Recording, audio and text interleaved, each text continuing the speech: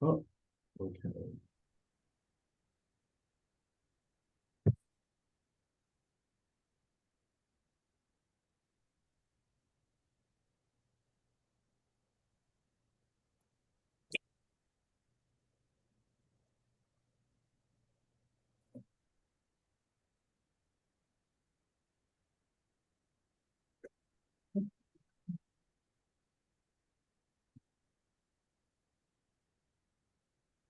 Oops, I made a mistake.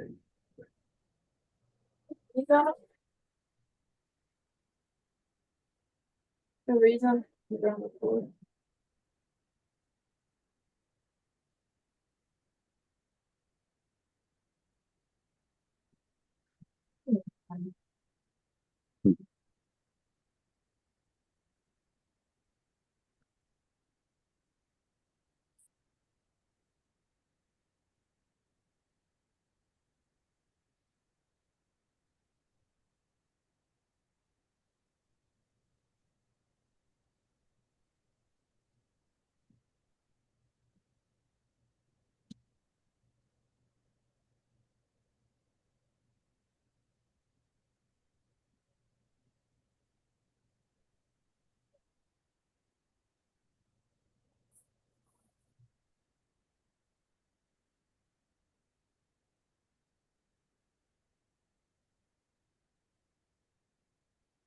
And I'm going to ask you guys, can you see the participants list on the screen or just the PowerPoint?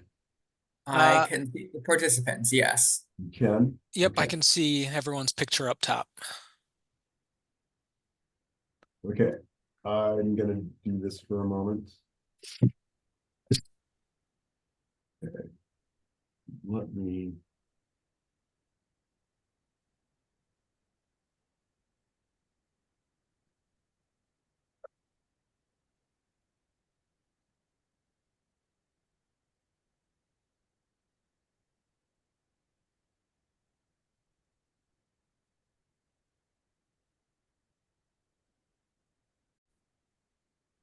Okay, thank you.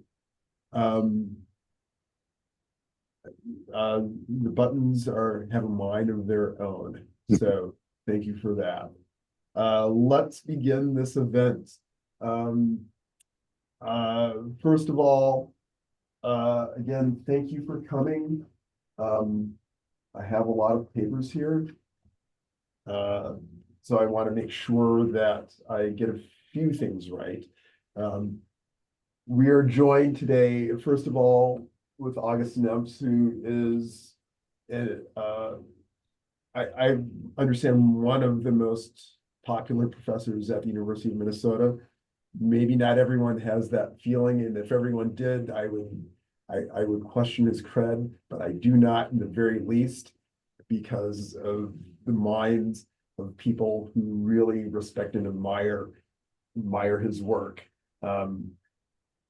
We're also joined by Karl Edwards, who is a curriculum associate at the University of Minnesota, and he's a member of ASME 3800 and the author of those deluded, ill-starred men, Frederick Douglass, The New National Era, and the Paris Commune.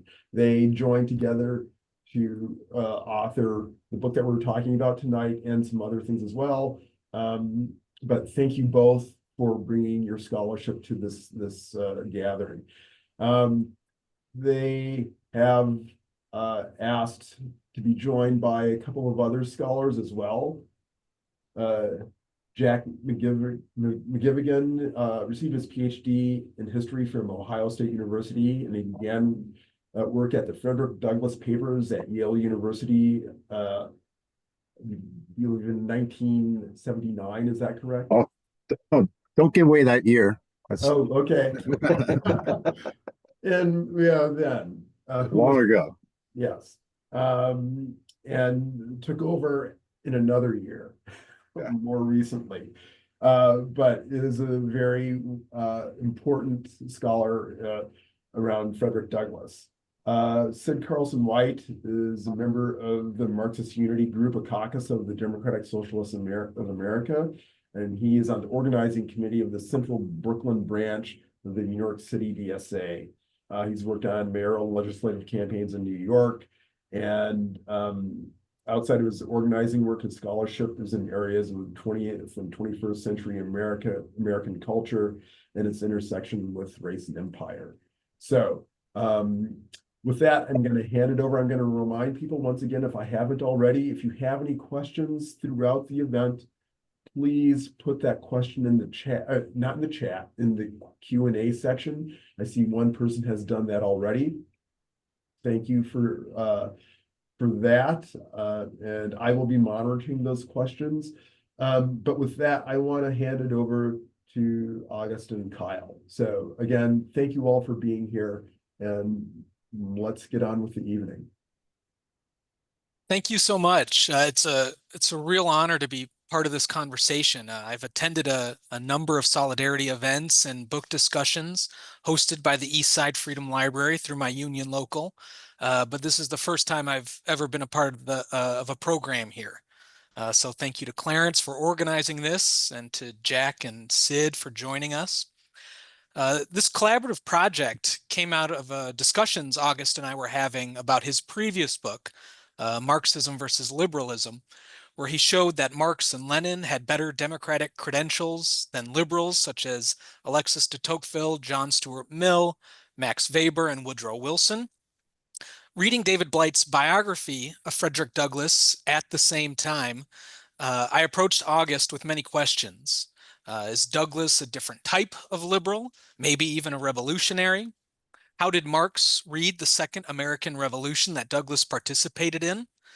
We thought we might be able to produce an article on the subject, but the questions and the comparisons kept piling up, resulting in this book, The Communist and the Revolutionary Liberal in the Second American Revolution.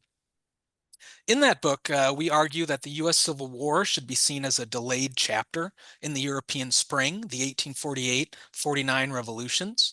Significant for Douglass about the 1848 upheavals, which he covered and followed closely, is that they gave him license to begin moving towards an advocacy of politics and even violence. He became increasingly open throughout the 1850s to John Brown's project and was willing to aid and abet his also consequential raid on Harper's Ferry in 1859. In enabling Brown, Douglass made his greatest contribution, we argue, to ending American slavery. But the 1848 upheavals revealed that for Douglass, violence was permissible only in the service of the liberal, but not the proletarian cause, in anticipation of his post-Civil War politics. While Douglass lauded the 1848 revolts for instituting republican governments and abolishing slavery in the French West Indies, Marx did all he could to ensure that the revolts would become permanent, or socialist revolutions, exactly what Douglass opposed and denounced when the Chartists in England and the workers in France went into motion in April and June of that year. Throughout the 1850s, Douglass fluctuated between advocating independent abolitionist political action through the Liberty and Radical Abolitionist parties and supporting a broader, lesser evil anti-slavery coalition like the Free Soil and Republican parties. Marx, after advocating electoral coalitions with liberals in Europe against monarchists during the 1848 revolutions, became a steadfast proponent of independent working-class political action. Despite all their prior differences, Douglass and Marx quickly found themselves on the same political page when the slave owners made their fateful decision to attack Fort Sumter in April 1861. Coming to the aid of the Union became their #1 priority, a major reason why Marx never completed Capital. But they converged for the first time for different reasons. For Douglass, the war was the best opportunity yet to abolish slavery. Marx, too, was an abolitionist, but not as an end in itself, but as a means to an end, to bring modern capitalist relations of production into full bloom in America, the prerequisite for a hereditary working class, the gravediggers of capitalism. Exactly for that reason, Marx's comrades in America immediately signed up to join the Union Army after campaigning for the Republican Party in both 1856 and 1860. Both Douglass and Marx agreed that despite Lincoln's protests, the war was really about the future of slavery. Douglass made relentless calls for Lincoln to enlist black men to be part of the fight in his speeches and his newspaper. and he even blamed Lincoln's reluctance for the European rulers' backhanded endorsement of the Confederacy. For Marx, the task was to counter the misinformation being promoted by the generally pro-Confederate press in Britain about the nature of the war. It meant having to make a case for the abolitionist character of the war, despite, again, Lincoln's claims to the contrary. At his disposal to do so were the New York Daily Tribune, read by both Lincoln and Douglas, and a liberal organ in Vienna. It was in the latter, Die Presse, where Marx and Engels, in March 1862, presciently wrote that Georgia was the key to the secessionist territory and to Union victory, to be confirmed by the fall of Atlanta and Sherman's march to the sea 2.5 years later. Lincoln's decision to make the war one to abolish slavery, driven in part by enslaved people escaping to Union lines and the efforts of activists like Douglas, started with a plan for gradual emancipation and culminated in the Emancipation Proclamation of January 1863. These events saw a convergence between Douglas and Marx as never before and never again. After analyzing Lincoln's moves against both General George McClellan and slavery in the spring of 1862, and then the fall midterm elections, Marx's confidence in Lincoln and the success of the Union cause was unwavering. In the 1862 midterms, one of the Republican Party's slogans was emancipation of the slaves. While there were setbacks, including vicious race baiting from Northern Democrats, Republicans remained firmly in power, and Lincoln would not turn back. Douglas, like Marx, thought the Emancipation Proclamation was the most important document which an American president had ever signed. As Marx put it, quote, "The manifesto abolishing slavery is the most important document in American history since the establishment of the Union, tantamount to the tearing up of the old American Constitution." One theme from Marx worth noting was an unexpected find: his insight on how the slave-owning class was able to win, at least initially, the allegiance of poor whites to their cause. Marx examined the material and psychological reasons why poor whites might support the slavocracy. The acquisition of new territory and filibustering expeditions gave white plebeians the prospect of one day becoming slave owners themselves, a perverse American dream. Douglas was a keen observer of the dynamics between race and class, and some of his observations have relevance to politics today. In 1853, Douglas told an interracial audience that prejudice and hate are excited against the black worker, enmity is stirred up between him and other laborers, and Irish immigrants specifically were instantly taught on arriving in this Christian country to hate and despise colored people. Douglas was sure, though, that, quote, "the Irish American will find out his mistake one day." At an anti-slavery convention in Cincinnati the next year, Douglas posited that the 3 million people in the South who owned no slaves, quote, "will in time, by the aid of education and enlightenment, come to see that the slaveholders' humiliation is necessary for the elevation of the slave and themselves. They see that white slaveholders are against them as much as they are against the slaves. Labor, white and black, must fall or flourish together." Douglas understood that if black and white labor did not join together to fight slavery and racial discrimination, the divisions would allow for attacks on the political rights of all, no matter if they had privileged skin or not. The racism taught to workers, both North and South, by the slaveholders and other elites was not immutable, irredeemable, or in white workers' DNA, but instead a terrain of struggle. Another unexpected find. In February 1862, Douglas made a class-based case to explain racial prejudice. He claimed the experience of black people in America was not singular. Quote, "Whenever and wherever any particular variety of the human family, having been enslaved by another, their enslavers and oppressors in every instance have found their best apology for their own base conduct in the bad character of their victims." End quote. Not only the current victims of chattel slavery, but also, Douglas said, the Jews, the Indians, the Saxons, and the ancient Britons have all had a taste of this bitter experience. A February 1863 speech at the Cooper Institute was the closest Douglas ever came to Marx politically, specifically on the social class and racial slavery nexus in America.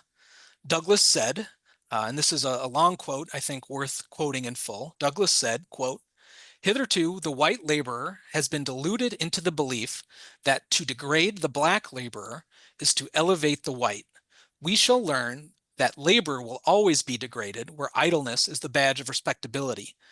Whence came the degrading phrases, fast growing popular before the war, such as hireling labor, greasy mechanics, the mudsills of society, the laborer should be owned by the capitalist, poor white trash?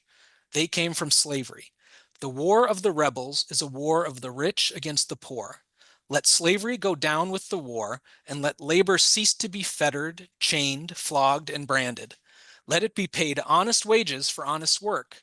And then we shall see, as never before, the laborers in all sections of this country rising to respectability and power." End quote.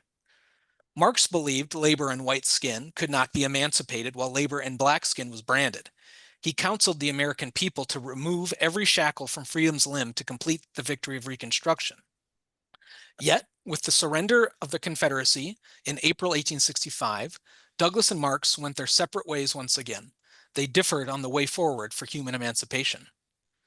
For the Marx Party, providing the newly freed men with both the right to vote and the lands the former slave owners was indispensable for their effective freedom. For Douglas, as he had been saying for a number of years, the suffrage was the panacea. When radical Republican Thaddeus Stevens proposed in September 1865 a redistribution of former plantation lands to the newly freed toilers, Douglas, like almost every other Republican, was silent, a stance he would later regret. Joseph Wedemeyer, the most important contact of Marx and Engels in America, on the other hand, wrote in September 1865 in a German language newspaper, quote, "Why not transfer all the lands that have been abandoned, confiscated, or forfeited to free Negroes to cultivate independently?" End quote. And arguably the most valuable find we made came at the very end of our writing. Charles Hopkins was a slave-owning unionist from Georgia turned radical proponent of land redistribution. In distinct contrast with Douglas, Hopkins told an interviewer in November 1865, quote, "Give a man a piece of land, let him have a cabin of his own upon his own lot, then you make him free. Civil rights are good for nothing, the ballot is good for nothing, till you make some men of every class landholders." End quote. We confidently say that Marx and Engels would have been in total accord with Hopkins's real-time analysis, owing to their historical materialist perspective. And this was at odds with what August calls the voting fetishism Douglas held on to. Douglas wrote during the war that suffrage would be the keystone to the arch of human liberty. Or as he said back as far as 1847, universal suffrage would mean, quote, "people and not property shall govern," end quote. The 15th Amendment meant the destiny of Black Americans would now be, Douglas held, solely their own responsibility. Tragically, that wasn't the case. And even with universal suffrage today, property still governs. But due to the success of the proletarian-led Second Reconstruction, the Civil Rights Movement, we were in a better position than ever to create a transracial alliance of workers to fight for human emancipation. I'd like now to turn it over to August so he can tell you where this work fits in with his decades-long research project and relate our research to politics today. Thanks, Karl. That was really wonderful. You really hit all of the bases, and I appreciate that. First, I want to thank Clarence again for inviting us. This is the second time I've been able to do a library event, and it's a real honor to do so because Karl and I have always wanted with this project to get it into the hands of working people, working classes, community groups, and so on. And that's exactly what Eastside Freedom Library represents. We also wanted is to get into the hands of young people. So Sid, it's a real pleasure to have you with us. And Jack, we can't say enough how appreciative we are, Karl and I. Neither of us claims any kind of expertise in going into this project about Douglas. And so your input in helping us to be clear, your speedy responses to inquiries we had about Douglas and Son are most Appreciate it. Hopefully you'll get a chance to say a little bit, tell the audience about the projects that you're working on with Douglas and the correspondence, which is really invaluable. Yeah, I don't have a whole lot to add to what Kyle said. I just wanted to first say a little bit how this project began. As Kyle said, I was working on another project at the time, and I've been on a campaign maybe for about 3 decades to try to, as I half jokingly say sometimes, to liberate Marx from the clutches, sometimes the well-meaning clutches of political philosophers, and to bring him back into the world that he consciously chose to join, that is the politics, the world of politics. And also too, with the collapse of the Soviet Union, other Eastern European Stalinist regimes who no longer pretended to call themselves communists or Marxists any longer, I thought it would be an excellent opportunity to go back to the real Marx and Engels to make a case for their democratic credentials. And in order to do that, having been trained as a comparativist, I realized the best way to make a case for them is to compare them to the leading liberal lights, contemporary liberal lights of their era with regard to particular historical events, to compare and contrast to the best that liberalism had to offer. And so in the case of Douglas, we thought, at least I thought, that Douglas would make for a better comparison, even better than the comparison I made with John Stuart Mill, Marx versus John Stuart Mill around the US Civil War. Mill never pretended to be a political activist. He was always a theoretician. And his foray into politics was quite brief. And so you could argue that the comparison I made between Marx on one hand, John Stuart Mill on the other regarding the Civil War was not a fair comparison. And so it occurred to me that, Douglas would make perhaps for a much more convincing comparison. Karl and I argued that Douglas was an activist. He was a liberal, but also a revolutionary liberal, at least from about the 1850s up until the end of the Civil War. By revolutionary liberal, we mean he was willing to use revolutionary methods to advance liberal causes.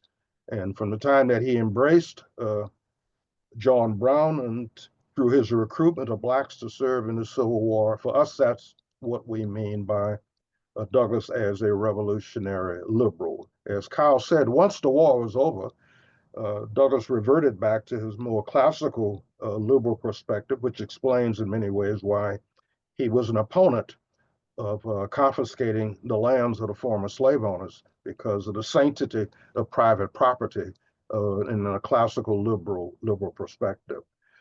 So that's the reason why we made the comparison. A few things about Marx leading up to the Civil War. The U.S. experience played a major role in his road to communist conclusions.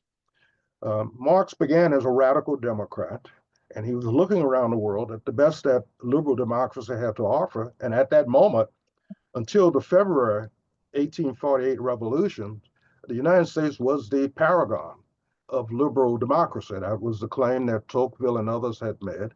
And Marx, looking very close from his very early writings, his very earliest writings, political writings, he's very much aware of what's going on in the United States, looking very closely at it, very aware of the question of slavery, but also very aware of the social inequalities that existed within the United States. And he was struck by the fact how quickly social inequalities began to emerge in a society that lacked a feudal background. How do we explain why these inequalities began to emerge? And the reality of market relations, the buying and selling of everything, was a hint and provided a path forward for Marx to begin drawing communist conclusions. If the United States was the best that liberal democracy had to offer, then clearly something else was required to bring about human emancipation. And so from that perspective, he and his partner Engels began to looking for that layer of society that not only had an interest in getting rid of social inequality, but also was capable of doing so. And around about 1844, they landed on and agreed that it would be the proletariat. The proletariat was the first oppressed class in class society, in the history of class society, that not only had an interest in getting rid of social inequality, but also have the capability. And that insight on their part about the difference between the proletariat and slaves is, in our opinion, a really, really crucial marker, indicator of the differences, fundamental differences between Douglas and Marx.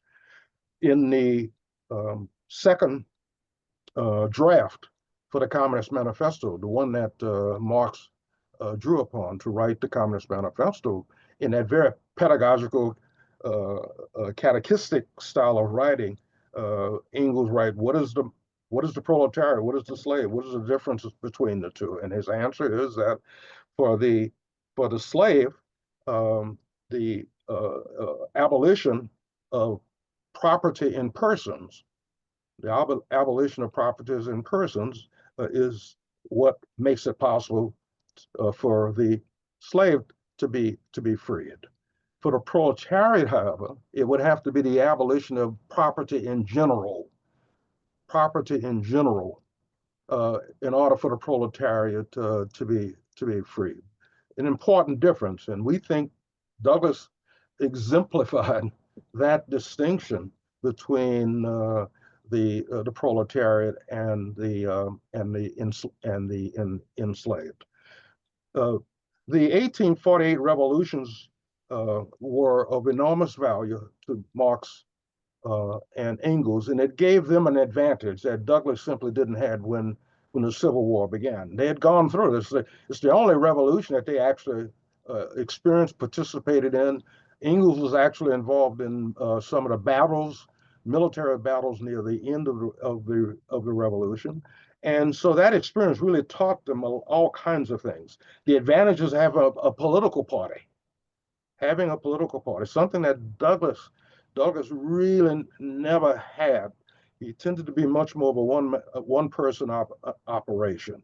Whereas for Marx and Engels, they did a lot of the things they were able to do because they operated as a team. And they had comrades and so on. They had comrades in the United States, people who had fought in the German revolutions of 1848 and 1849. They had military experience. One of the advantages they had, they could see things about the military side of the Civil War that Douglas, unfortunately, was not able to see. Douglas simply had not been able to have that kind of an experience. Man, most important, they had a deep sense of history because of the European realities, the history of class societies in Europe.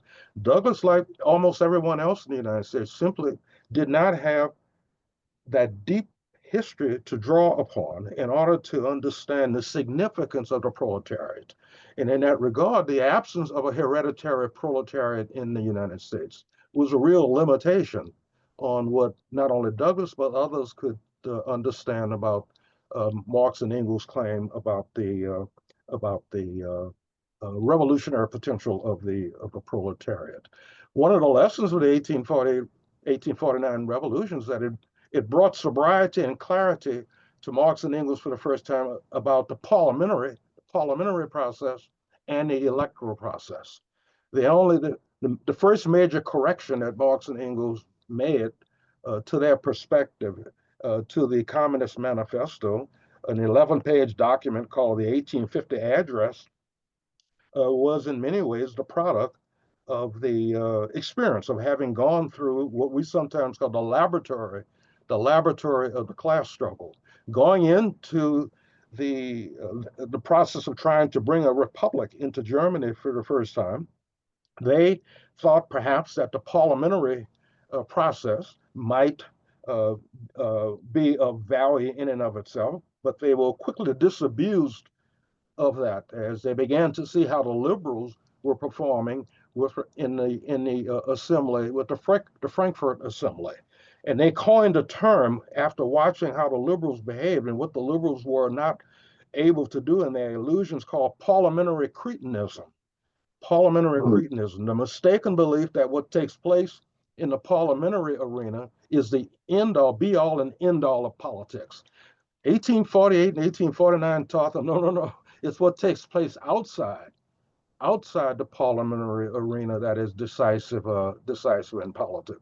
In that sense, they had a real head start up on Douglas about understanding the limits of the parliamentary arena. They also learned the limits of voting.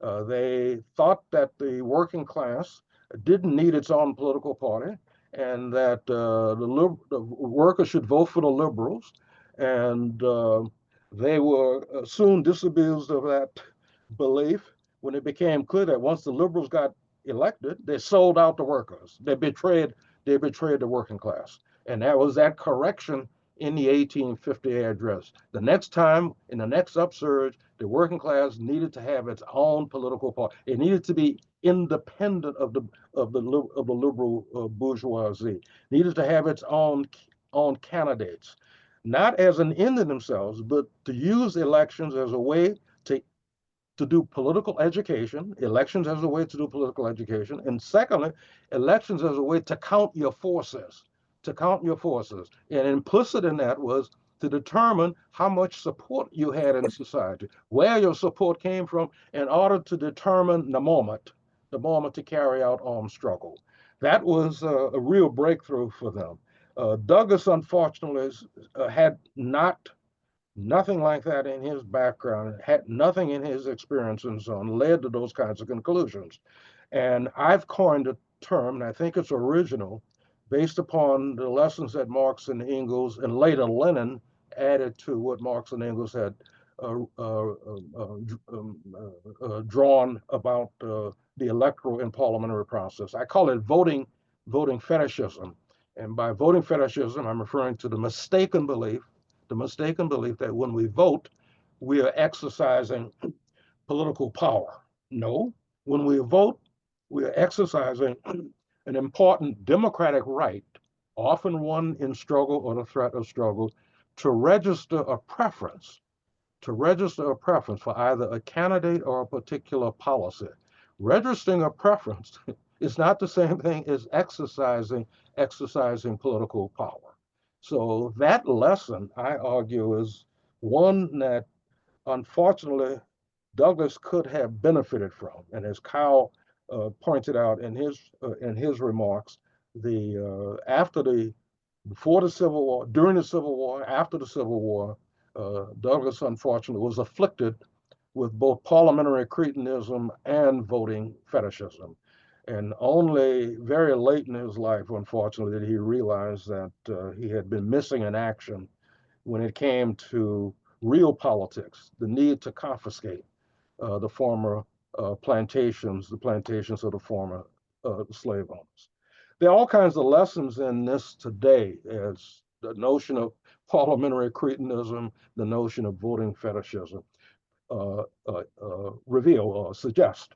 And I think the last thing I'd just like to end on is Engels's insight in a letter he wrote in 1893.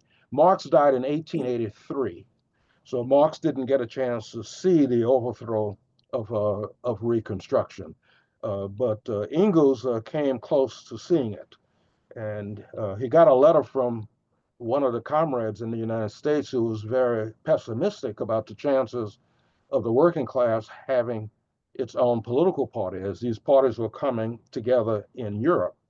And Engels responded to this comrade. He said, look, the problem you face in America in terms of the proletariat having its own political perspective, its own political party, is first the American dream, what we would call the American dream today. That is the possibility for the working class, the upward mobility for the working class.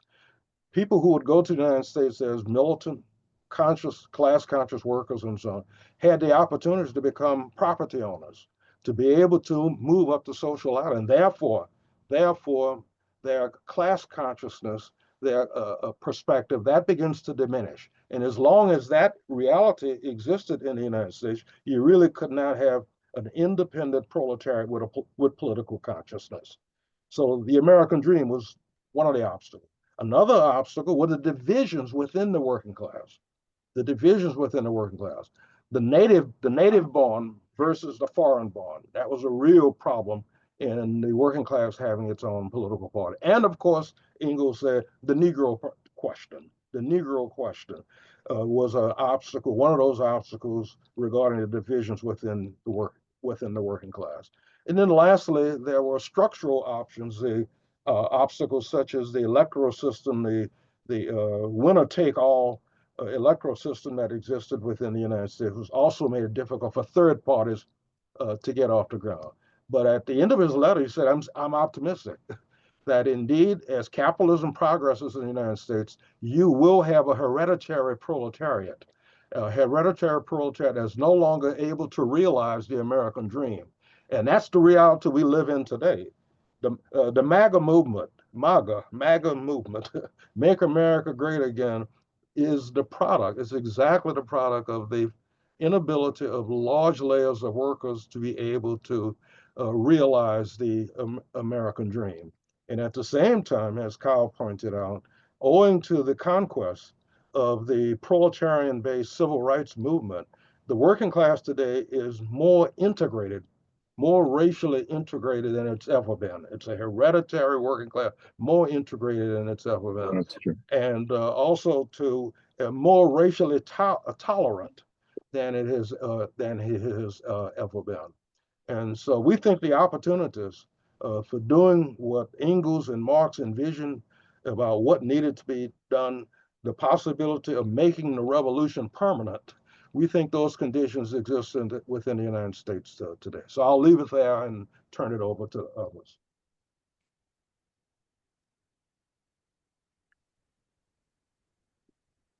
Well, thank you. As I said, we have a couple of folks to respond. I see that people are beginning to put questions in the Q&A function in Zoom. I encourage people to continue to do that. I don't recall who we decided would go next. Do folks have a preference? Who was Jack and Sid? Okay, all right. I think, yeah, that sounds familiar. Jack, would you like to jump in? Sure, I'd be happy to go next. Great.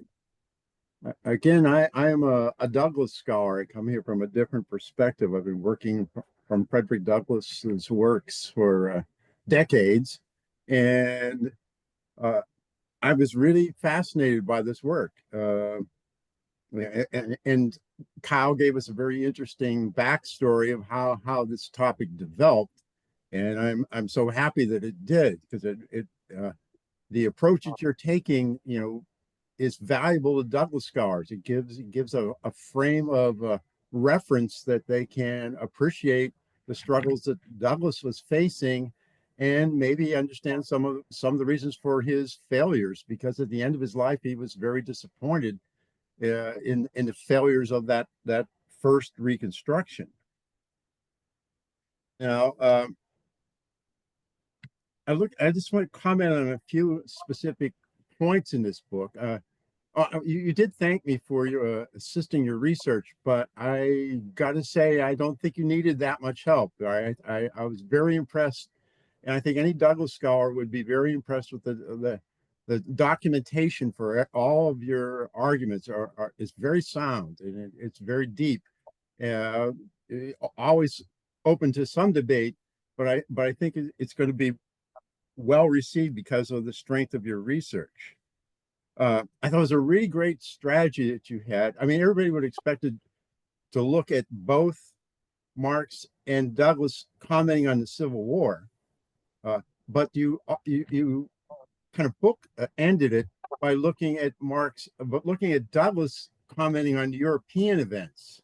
All right, and I think that opened a lot of new insights, and I really appreciated that. Starting with the Chartists, I think you have a really good insight that Douglass did not side with the working class wing of the Chartist movement. He had been sponsored coming to England by basically the British middle class, upper middle class even, who were often Quaker or Unitarian, or they were not part of the British establishment, but they were definitely not part of the working class.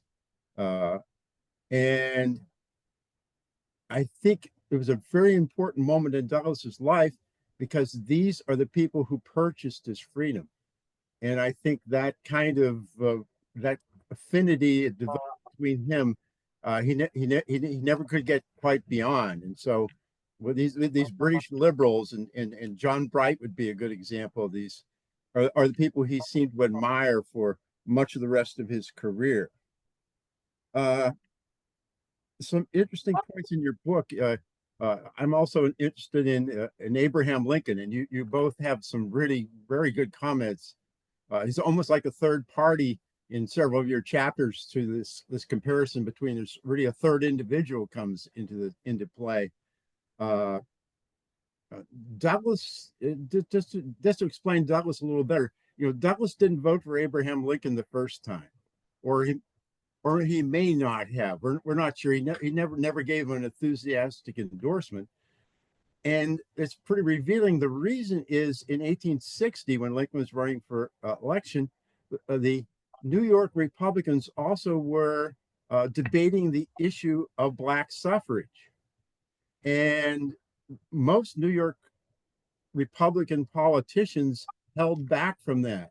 And Douglas was kind of disenchanted with the party that didn't really, they could oppose slavery, but not believe in equal rights. And as you've already let on, that's what Douglas is fighting for. So I think that explains it. But as you document very well, during the war, Douglas came to appreciate Lincoln more and more as Lincoln took more and more decisive actions against slavery. That was the condition. It was a very we're talking a lot about transactional politics these days. Well, that was the transaction that Douglas wanted. Lincoln had to oppose slavery and end slavery before Douglas would really endorse his role leading in the Civil War. And eventually, of course, Lincoln does. Excuse me. This land issue, I got to say, this is in August brought that back up. I'm not, and I spent decades looking at Douglas. I'm surprised that Douglas didn't leave a better record of what his opinions were on this issue. All right, this should be something that we should have him down. Even if he was against it, he was kind of quiet in opposing it. If he was in favor of it, he didn't say anything. So you're missing in action, I think, was a nice phrase. I agree with you on that. But just to be honest, this was a congressional debate, and he's not a congressman at this time. And what he was busy doing in 1869 was campaigning for the 15th Amendment, which kind of meets what you claim is his chief goal, is gaining equal citizenship and political rights rather than the economic transformation of the country. So it fits into your thesis very effectively. In the very back of the book, I know some work that Karl has done on the colored labor union. Douglas actually was a labor leader. He is the president of the black version of black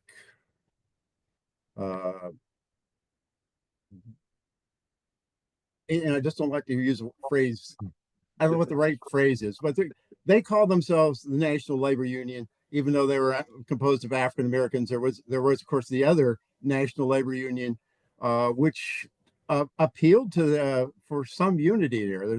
David Montgomery's done a lot of really good research on that. And I think we need to dig deeper into that. If the colored National Labor Union eventually came to endorse land reform, Douglas would have been with them on that. But Douglas's big problem was the discrimination that his sons had faced in the typographical union, all right, which I think brought back memories of being beaten up by white cockers in Baltimore as a youth. And it's sad that Douglas couldn't forget that and work more closely with the labor unions of that time. And there were certainly individuals in the labor movement who were willing to move beyond racial distinctions, and it's too bad that something wasn't formed more permanently there. I just have a few more scattered comments here. I think that August's comment that Douglas didn't work well with other people, that observation is very good. In the 1840s, he briefly collaborated with Martin Delany, who was a pioneer Black nationalist. But Douglas and Delany just could not come to terms, maybe as a personality issue involved in that. Older listeners may remember in the 1960s and 1970s, Douglas actually was criticized by the more radical wing of the civil rights movement for being an integrationist, and Delany actually was considered a much more worthy role model in this decade. So there's all sorts of viewpoints on Douglas that can be put under the microscope here. But ultimately, I like to say that your final conclusion that for Douglas, the abolition of slavery was an end in itself. For Marx, it was a means to a greater end, the abolition of class society. I think that's really accurate. But that's pretty much what Douglas believed, and we can see 100 and X years later, he probably would have had some regrets that things haven't progressed with the even with the second Reconstruction nearly as far as he had hoped for African Americans and for this nation as a whole. Thank you.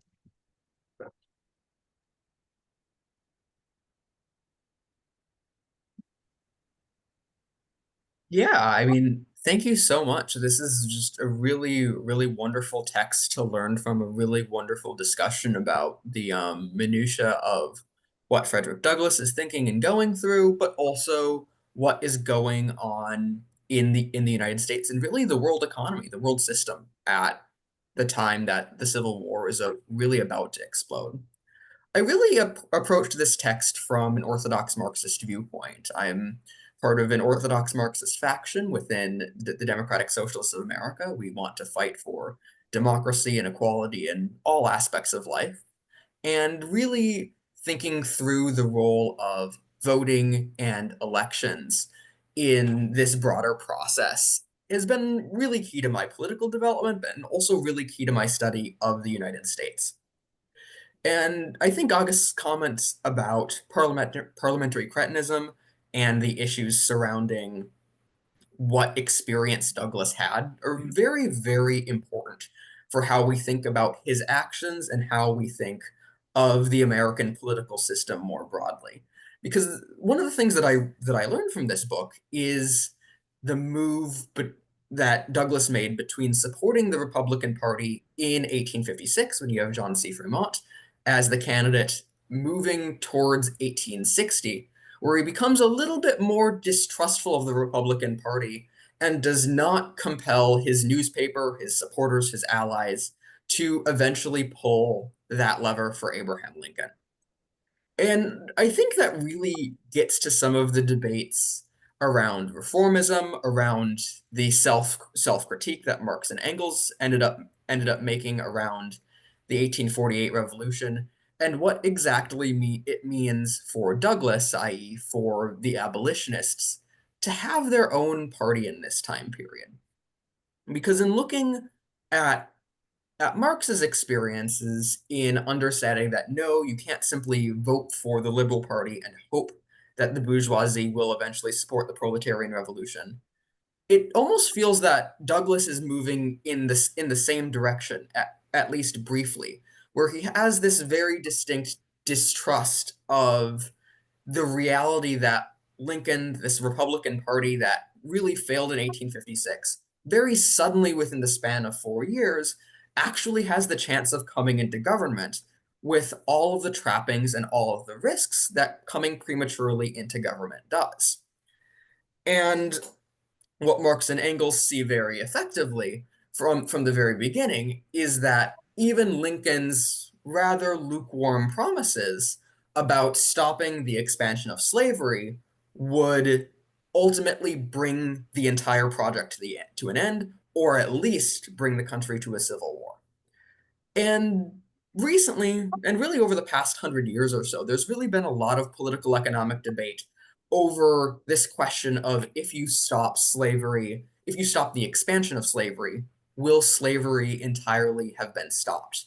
And a lot of ink has been spilled on it, on a lot of good articles, a lot of bad articles, a lot of people debating things as minute as whether or not cotton cultivation depletes the soil. Turns out it doesn't. But this debate about whether or not the end of slavery was going to be inevitable was very important to a lot of these individuals in this fight. And I think that's kind of what ends up occluding Douglas's vision here, is that he, even though he is a radical liberal, even though he does want the United States to kind of come to this eventually violent conclusion that is going to bring an end to slavery, he doesn't necessarily see that the election of Lincoln is going to trigger that. But then it becomes very clear that by the time Lincoln is actually forced to govern and forced to win this war, that the Marx point of view and the Douglas point of view eventually converge in realizing that yes, this is entirely about slavery, and all of the other factors that went into the American political economy have fallen by the wayside. And you see this a little bit too in the volume 1 of Capital. My personal favorite chapter of Capital, being an Americanist, is the final chapter where Marx describes, I believe it's the Swan River Colony in Australia, that's founded as a settler colony by some minor lord, some powerful businessman of the United Kingdom, who brings a bunch of indentured servants over to Australia with him, and finds very quickly that because Australia, like the United States, is a settler colony, all of his indentured servants do not have to be his workers or his servants anymore, but instead can become their own freeholders. And that reality, at least for a while, if you ask Tocqueville, if you ask Marx, if you ask some of these other figures in this time period, describes America for a time being, that everybody, whether to use Sinclair Lewis's quote, they're temporarily depressed millionaires, the American people can become yeoman farmers, do not have to become part of the proletariat. By the 1860s, by all of these waves of immigration coming to the United States, this industrial urban proletariat really is finally beginning to form, and Marx is watching all of this happen. And he's realizing that the central contradiction in American society is no longer going to be just the question of free land and free soil, which you see in kind of this debate in the land question that Jack talked about, but really between the system of labor that governs the United States. And to loop back to this question of democracy and voting and parliamentary cretinism, it's because Douglas is really having to learn the realities of what it means to do politics with this industrial proletariat that might have opinions on slavery. He has to learn that very quickly as the American political economic system really transforms into an industrial capitalist one.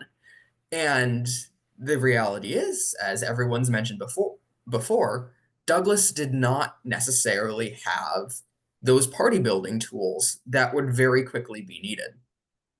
And then when we jump to the other side of the Civil War, of course, we get into this idea that because Douglas now, in a sense, really does have a party, the Republicans, which are rapidly becoming, a reformist bourgeois party of the United States. Once he finally has his party, the opportunity to build a radical, multiracial socialist party in that moment of upheaval after the Civil War really has essentially collapsed. And you get to the end of his life where he talks about having great regrets that he did not push for these more economically radical aspects of Reconstruction that could have been put forward. So really, I think when we think about democracy and what Marx and Douglas believe about it, we really need to think about the role of the American political system, especially the undemocratic slaveholder constitution, as something that really put a damper on what theorists in this time period were able to imagine. And it's sort of on us as American socialists, American Marxists, to really merge the radical republicanism, radical socialist republicanism of Europe with these genuinely radical abolitionist consciousness that still exists in the US today.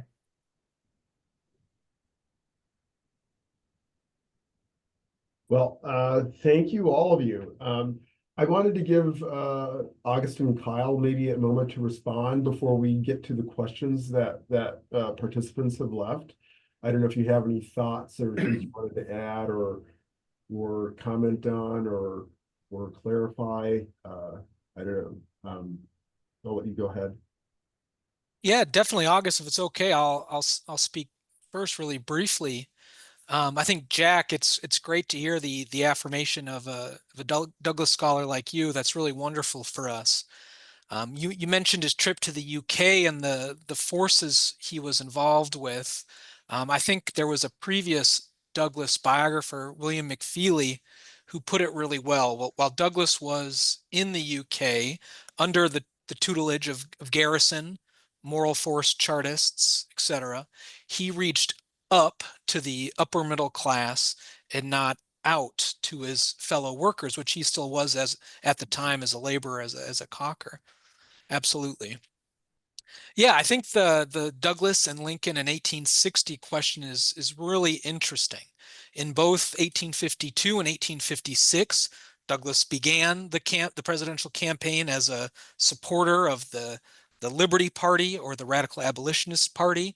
And then as the election got closer, he would switch his allegiance to that larger coalition that had a better chance of winning, a better chance of capturing more votes. But in 1860, it was almost the opposite. He started out relatively praising Lincoln coming out of the convention. But yes, and I think Jack makes an important point that I hadn't thought deeply about, was his experience in the local New York election. That makes a lot of sense, where Douglas at the end says he hoped for the Republican victory because he saw how much the South hated the Republicans, but he wouldn't vote for Lincoln himself, unlike the Marxists like Wedemeyer. And then once again, I agree with Jack. There's a lot more work to be done with Douglas and I think what was called at the time the Colored National Labor Union. And yeah, there were these appeals for unity by white unionists from the National Labor Union. They appealed for unity, potentially a labor party, but at the same time, those white unionists refused or failed to fight for accommodations for Black workers within the labor movement or at the workplace. So an opportunity was lost, absolutely. And then throughout the 1870s, Douglas became relatively hostile to labor unions, to workers on strike. Even in the case of an 1871 strike in Washington, D.C. of Black workers who went out on strike, and white strike breakers were brought in, white scabs were brought in to replace these Black strike breakers. Douglas criticized these Black workers for trying to uphold their picket lines and stop the strike breakers from from coming and taking their jobs. So yeah, I really appreciate the comments, both Sid and Jack. August, do you have anything else you'd like to add? Yeah, I appreciate the comments for the same reasons, Kyle. One thing, maybe to be fair to Douglas, the reality of the United States in the absence of a hereditary proletariat didn't really, there were not any real, I think, notable examples for Douglas to draw upon in terms of a revolutionary proletariat. And the scene I know best is in New York, that is before the Civil War, and the proletariat there was really narrow in its perspective, wasn't um, racist in many ways in its attitudes toward blacks. Whereas the advantage, again, that Marx and Engels had with that long perspective of history, of proletariat in the making and so on, yeah, there's just simply nothing like that existed within the United States. So it was very difficult, I think, for Douglas to see that. Sometimes today, I say one of the difficulties for someone like me with my politics in making the case for the revolutionary potential of the proletariat is that there's no one alive, virtually no one alive today, who's ever seen the American proletariat the last time it was in motion. And that was in the 1930s. And a lot of people have difficulty imagining the proletariat, the American proletariat, in revolutionary motion. And that's why history, having a sense of history, being able to step back, historical knowledge, what happened when the last time the American proletariat was in motion? Why did it come to an end? All of those are the kinds of questions that need to be asked. So I think I think Douglas, like other people in the United States, really didn't have many examples of a revolutionary proletariat to look to. Okay, great. We do have several questions. I'm not going to take them in order, not because one is better than the other, but I think they intersect with different parts of our conversation in different ways. So I'm going to start here with one in particular that I think a few folks have started to entertain. And that is this. In a perfect world, how do you see mobilized laborers in 2025 becoming a force of resistance and solidarity? Like, is there something today that is going to allow us to grab onto this consciousness that we get from this bit of study and scholarship?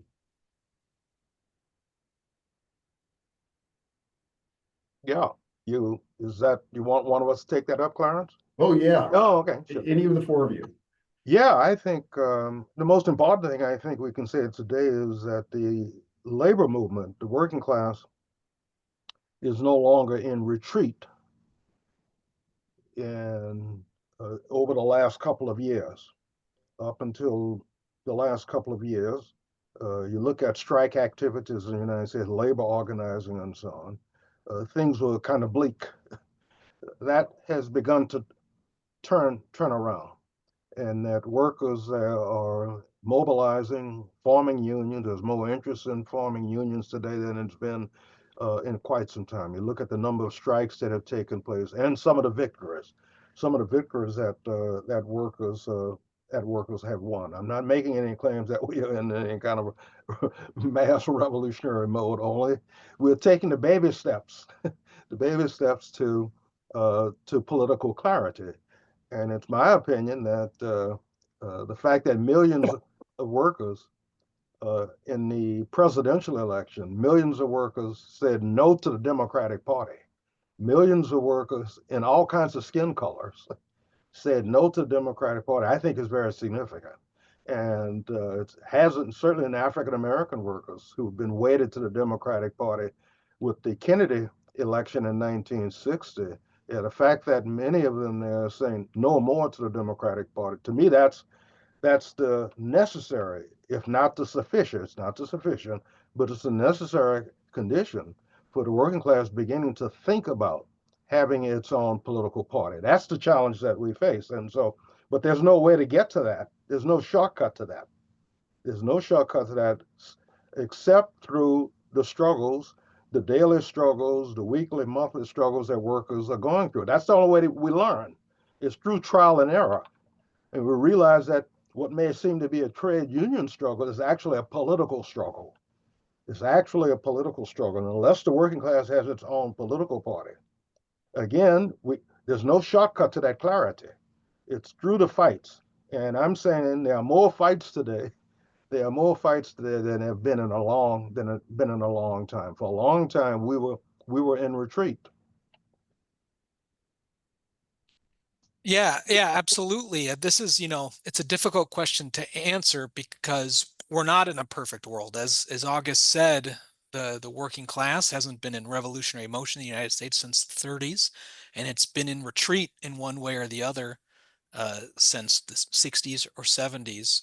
But again, as August said, that retreat is over.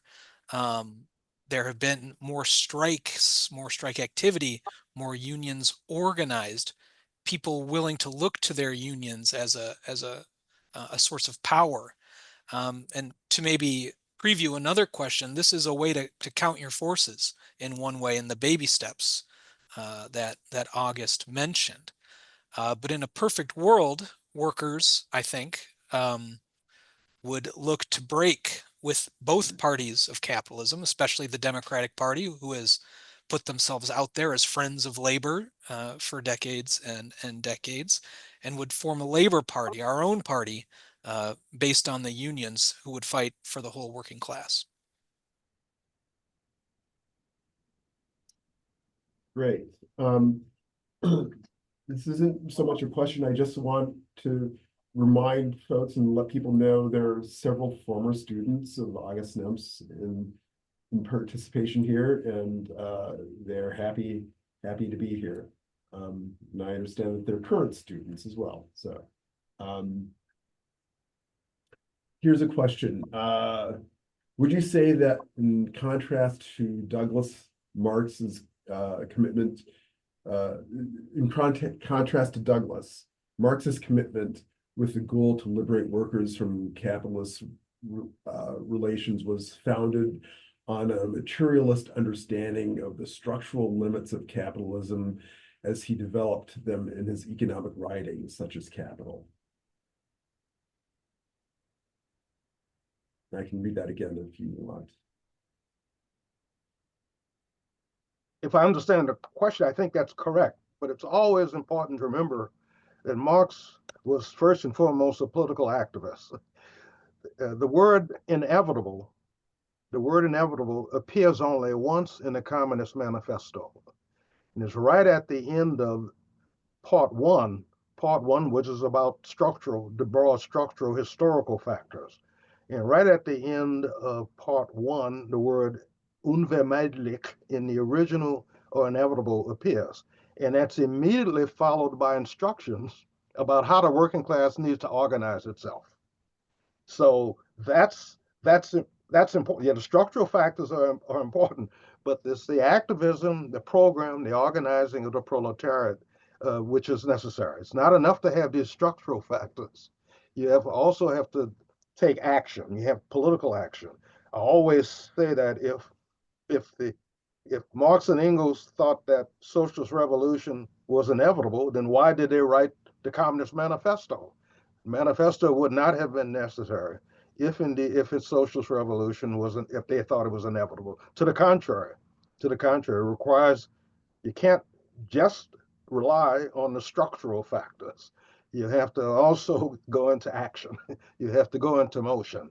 And that's what we saw the example of Marx's organization, their comrades, what they were doing in the United States. Going into action, I mean, as soon as the war broke out, all of them signed up. They signed up to be a part of the war. They joined they joined the war. That was the most important thing that they had to do as communists.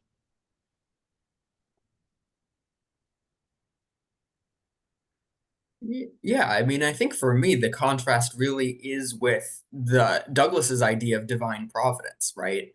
That he is, as we've discussed, kind of operating in a space where he is very politically lost at times and unsure of what the proper tools for actually doing that action were. Some of the most like coherent pieces of political commentary that we get from Douglas are his major splits, whether they're the splits with the abstentionism of William Lloyd Garrison, or or simply the fact that he is already split off from a lot of the other political forces that are in the United States at that time. But he doesn't really believe anything is inevitable either. He believes it might require violence. But you can see the real difference in the rhetoric between him and Marx, because at the very least, Marx knows what this looks like. Douglas isn't quite certain.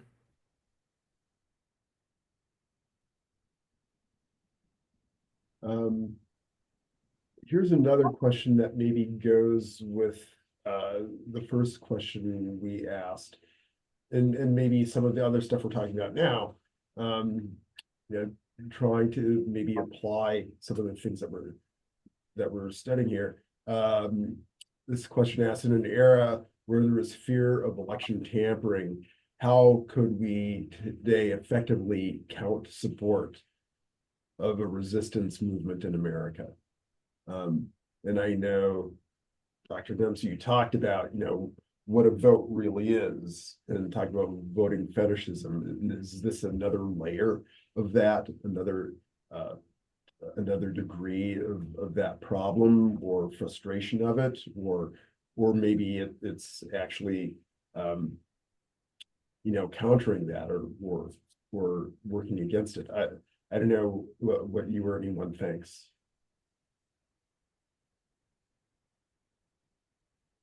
Yeah, I can jump in real quickly. This question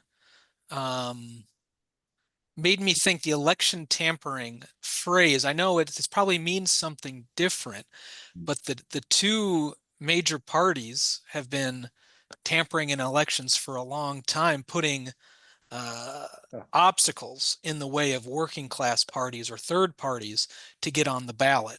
The Democrats will do so more often for the Greens or the socialists. The Republicans look to keep libertarians, whoever, off the ballot. So both major parties have been tampering in that way for a long time. But I would still argue that it's incredibly important for socialists, so hopefully eventually a Labor Party, to engage in elections, to put their perspectives forward, to get a response, to be able to go out and talk to people about the elections as one way to count their forces, whether or not it's more or less difficult at any specific point in time.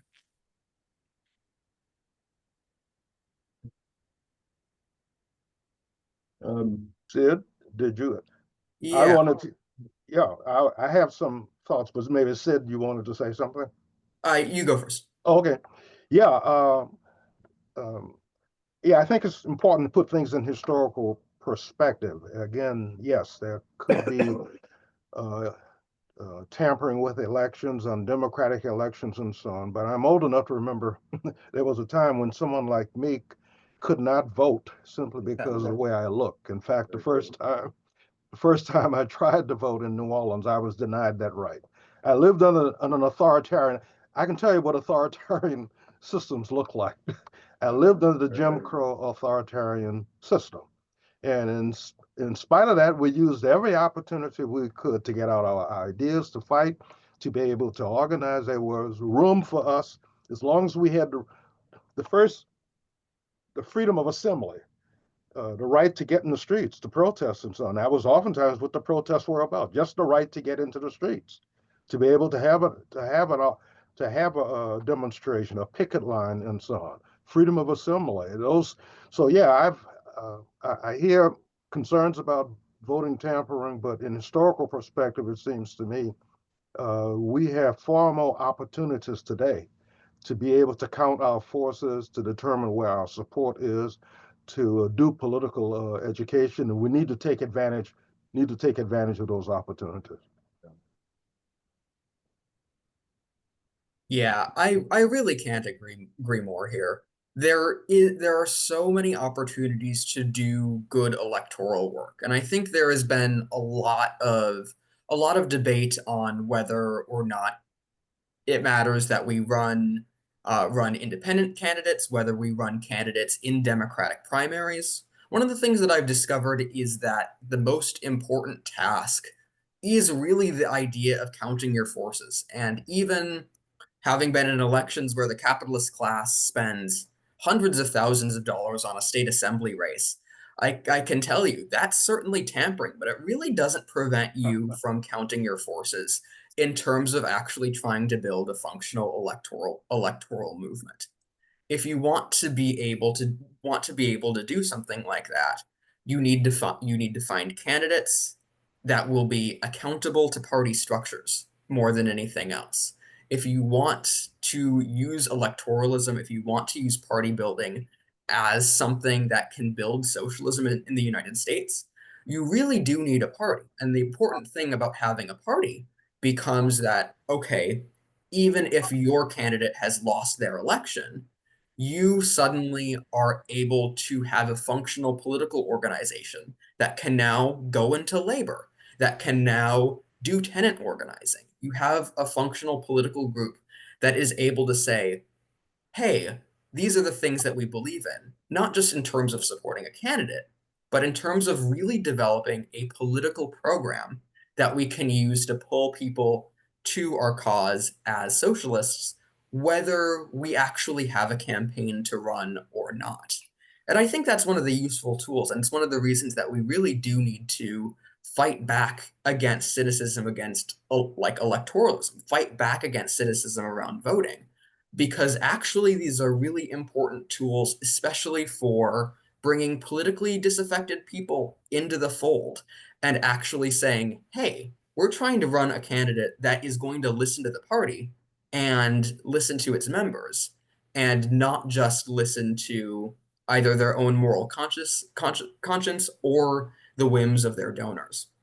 And I think that's really important because still, again, voting fetishism is a big problem in American society. It's how a lot of people think they do politics. It's why so much of the working class, especially so much of the Black working class in the United States, has such a very deep cultural political tie to the Democratic Party. It's really our job to bring the good news and try to offer everyone an alternative because, frankly, we don't have another choice. And it's one of the ways that we can most effectively keep fighting. Okay, we don't have a lot of time left. I want to make sure, oh, yeah, good. Go ahead. Yes. Yeah, I had a question for Jack. I forgot to ask it earlier when we were talking about Douglas. One of the things that we were never able to find Douglas positions on the general strike of 1877. Yeah. And I'm wondering if you have any thoughts. Did you find anything? Why there was this absence in Douglas about the first general strike in the United States? Yeah, I don't think there is a good record on that. You know, again, he doesn't have a newspaper at that point in his career, which is a loss. And it would be great to have his constant commentary on events, but we don't have that. You know, I'm not sure. Perhaps he's much more concerned with what's happening in the South at that moment. I'm not sure that he had yet. That's the most generous explanation. All right, and it may be that he actually did hold back from the political violence from the working class and was frightened by it. And I mean, that's the case that you've argued in other examples. I would think would hold true to this. That would be my best guess, and and it's going to just have to be a guess because there's no real documentary record. Thanks. Good. Thank you. And if you haven't found it, it's probably pretty hard to find, and maybe someone of Sid's generation will come across that in the next decade or two. I wanted to get to at least a couple more questions. There are several interesting ones here. I don't know that we will get to them all. I think there's one question asking for like further explanation of some of the talk. It is, what do you mean by saying the US Civil War was an echo of 1848? How did the ideas / events of the European spring lead to influence figures like Lincoln? Thanks, Andrew. That's one of my students, I think. Kyle, you want to take a stab at that first? Sure. Yeah, I can be. Yeah, I can do that. Well, we certainly know that Douglas, part of the 1848 events for him was losing an element of pessimism in the struggle. He was inspired by parts of the Revolution of 1848, and he felt that because of what he saw, a similar movement for freedom could happen in the United States. And then in terms of Lincoln, there's this line in the Gettysburg Address where Lincoln says, "Now we're engaged in a great civil war, testing whether that nation or any nation so conceived and so dedicated can long endure."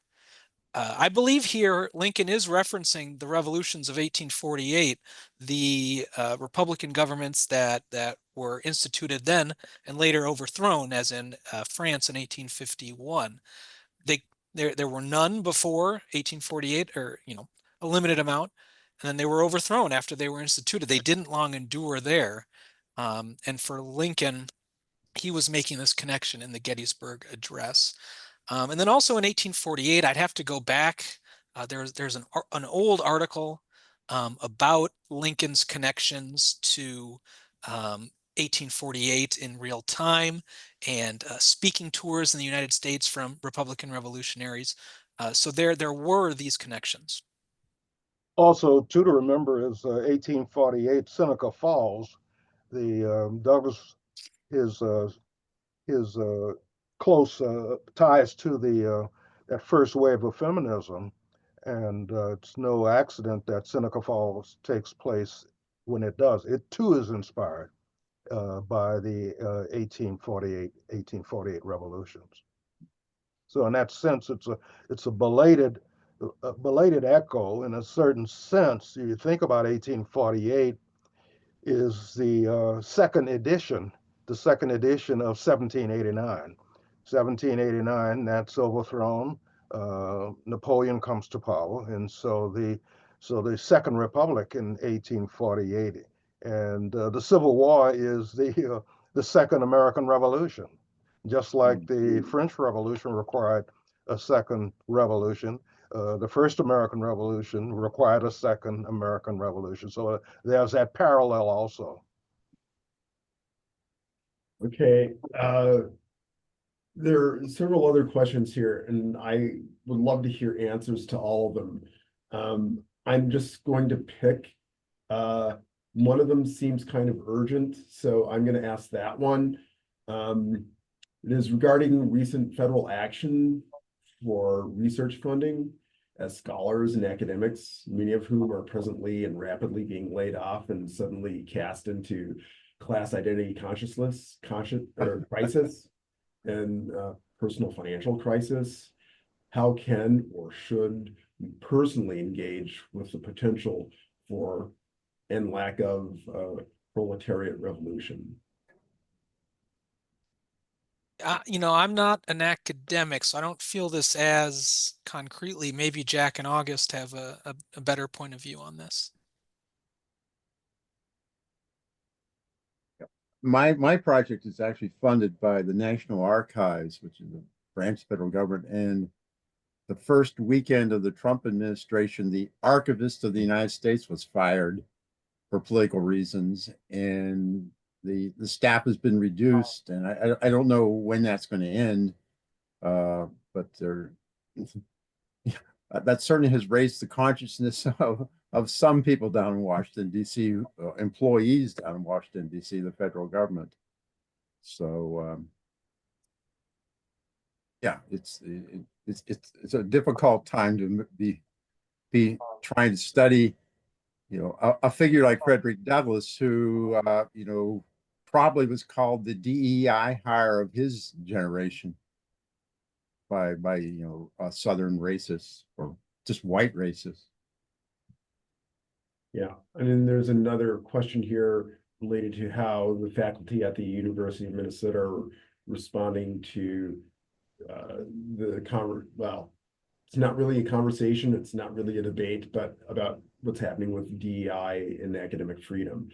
I don't know if we want to go down there, not because that's not important. I would love to hear responses on that, but there's one question here that I think might like deepen our general education about this, and that is, in the UK during the Civil War, there was a divided opinion about the war and slavery.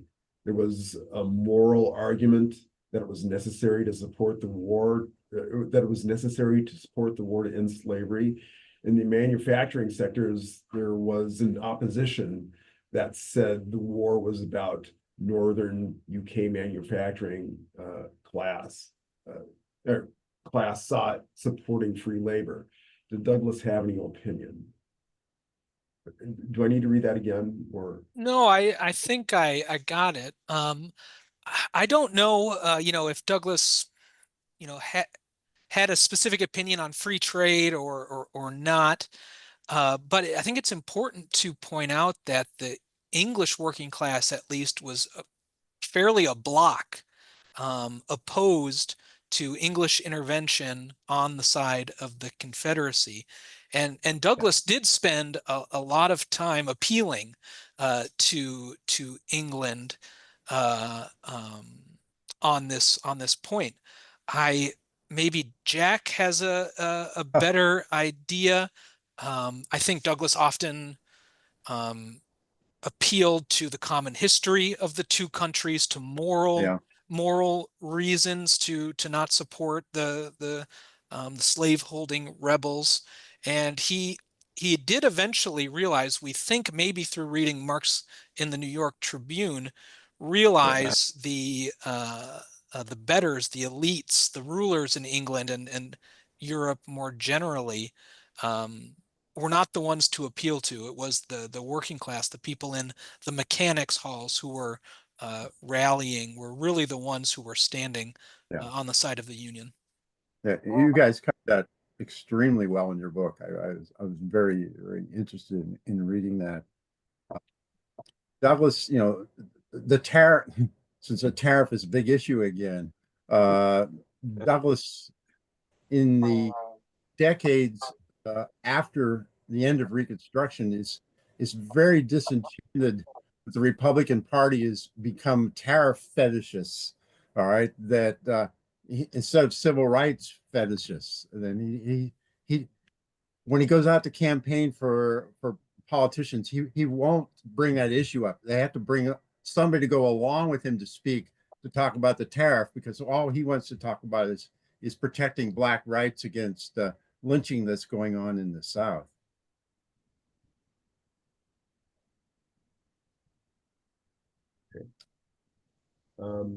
Yeah, the English working class, Marx did all he could to draw attention to its very progressive positions. And it's only later that Douglass seems to warm up a bit, recognize the importance of the English working class. I can't remember, Karl, what was that letter, article that Douglass wrote that was later republished in some of the English press? The appeal to Great The Britain. appeal, right? Yeah. Right. Yeah.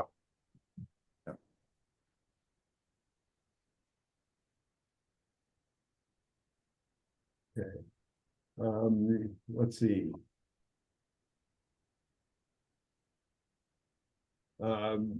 Well, I'm looking at the time.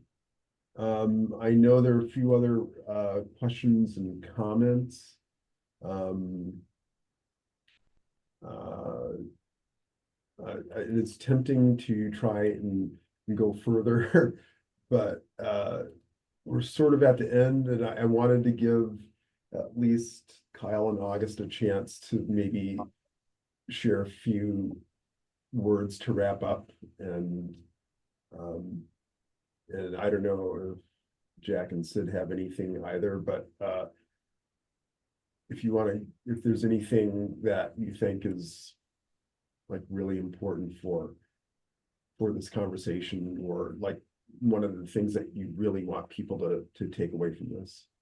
Yeah, no, this was a wonderful event. Thanks to August for working on this project with me. I really appreciate it. And yeah, I think the most important thing to take away from this is the importance of independent working class political action. Even with those arguments that folks may make against it. I know Marx, in that March 1850 circular letter, hammered home the importance of independent working class political action, and the progress that the working class will make by operating independently, Marx said, is infinitely more important than the disadvantages resulting from the presence of a few reactionaries in the representative body. I know August can speak more to Lenin and the Black Hundreds and his analysis of that. But no, just again, as I started, I'm really honored to be a part of an East Side Freedom Library event. Thank you to everybody who came and asked questions. Thank you to Jack, Sid, and Clarence. August should definitely have the last word here.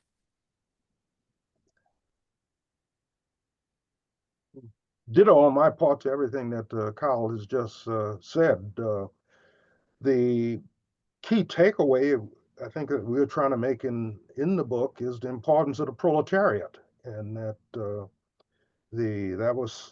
was the social layer that unfortunately Douglas had no faith in, and the proletariat today, unlike in Douglas's time, when Douglas and Marx and Engels and into their lives came to an end, we really did not have a hereditary proletariat in the United States. That exists today. And that, for us, is perhaps the most important takeaway. It has all kinds of implications for politics today. One of the things that we do in the book is try to make some links to the Martin Luther King experience, that epiphany that King had 4 days before his assassination.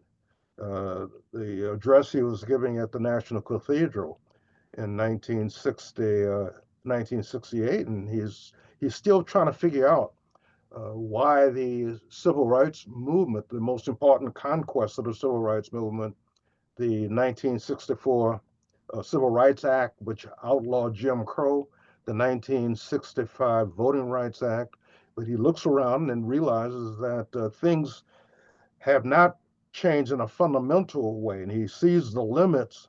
He sees the limits of these two pieces of legislation, and he's trying to figure out why, what happened. And in the last year of his life, he's saying that you can't have, the conclusion he draws is that racial equality in the United States will never be achieved unless there is a fundamental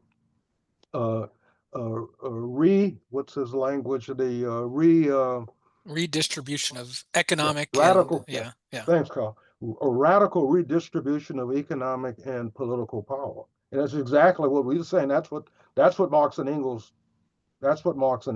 saw. And specifically in his address 4 days before his assassination, he talks about the land question. And King says, the fact that he's trying to figure out what happened after the end of slavery, and he says the fact that African Americans did not get land after the end of Reconstruction, King says he thinks that's the problem. And that goes a long way in explaining why there was not a radical redistribution of economic and political power.